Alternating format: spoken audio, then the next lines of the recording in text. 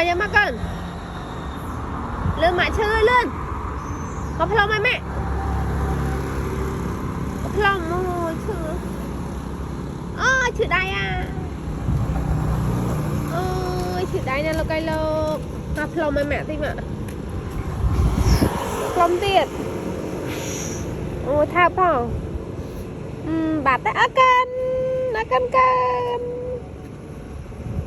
uống ai không còn ai mừng ai mà ở con thằng mày cân ở con thằng mày ở con đây thằng mày cân ở con đây ôn thằng mày cân ở con spe thằng mày ôi spe thằng mày cân mommy I love you